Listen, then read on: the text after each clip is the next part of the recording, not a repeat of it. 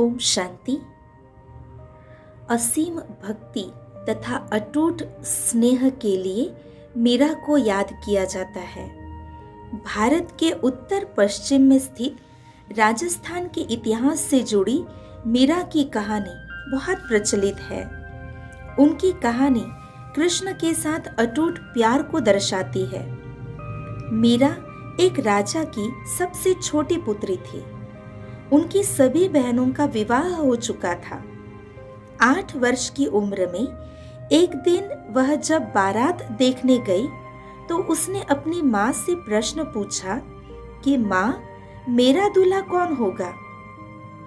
माता ने उसे कृष्ण की एक मूर्ति दी और कहा, यह तुम्हारा दूल्हा है। अब माता को क्या पता था कि हंसी कुड़ी में कही गई बात के अनुसार मीरा कृष्ण को ही अपना पति मान लेगी। मीरा ने प्यार से उस मूर्ति को उठाया और अपने कमरे में चली गई। उसके बाद वह दिन रात कृष्ण की उपासना करने लगी। कुछ समय बाद उनके माता पिता ने उनका एक राजघराने में विवाह कर दिया। श्री कृष्ण से अटूट प्यार के विषय में मीरा ने अपने पति को बता दिया और कहा, आप मेरे पति नहीं हो सकता है मेरे माता पिता ने मेरे लिए आपका चयन किया है, परंतु मेरा तो कृष्ण संग पहले ही विवाह हो चुका है।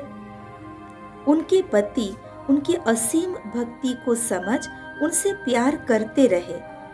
वह विवाह के बाद भी महल में साधारण रूप में रहती और उन्हें चारों ओर कृष्ण ही कृष्ण दिखाई देते। वह कृष्ण की याद में कार्य करती, निरंतर भजन गाती रहती व नाचती रहती। उनके घर वाले, जिन्हें परंपराओं की परवाह थी, अपनी इच्छाओं की पूर्ति हेतु मीरा पर अत्याचार करने लगे। जब वे कामयाब नहीं हो सके तो उन्हें जहर का प्याला भेजा गया। मीरा जानती थी कि यह प्याला जहर का है, फिर भी पी लिया। कहानी में आगे यह है कि वह कृष्ण से इतना प्रेम करती थी कि वह जहर का प्याला भी अमृत में बदल गया। एक दिन जब मीरा श्री कृष्ण की स्मृति में घूम रही थी तो अचानक कृष्ण प्रकट हुए और उन्हें अपने साथ ले गए। आत्मा शरीर छोड़कर चली गई। तो इस कहानी का भावार्थ है, हिंदुओं की मान्यता है कि कहानी में दुख व प्राप्ति की खुशियां है। उदार राजा ने अपनी पत्नी मीरा की मृत्यु के बाद जीवन भर पश्चाताप किया। मीरा के गाए हुए भगवान के प्रति प्रेम के गीत आज भी भारत में सभी प्यार से सुनते हैं। उनका प्रेम संपूर्ण व दुनियावी चीजों से ऊपर था। वह भगवान पर बलि चढ़ गई। भगवान से असीम प्रेम के कारण उन्हें कठिनाइयां भी आसान लगी। पहाड़ जैसी परिस्थिति भी राई समान बन गई।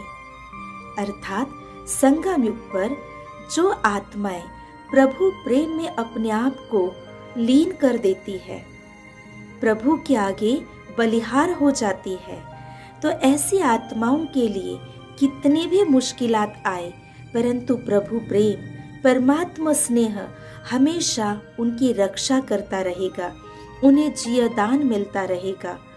वैसे भी कई बार बाबा मुरली में कहते हैं, जहाँ मोहब्बत है वहाँ मेहनत नहीं। जहाँ मोहब्बत है वहाँ मेहनत समाप्त हो जाती है, हर मुश्किल आसान हो जाती है।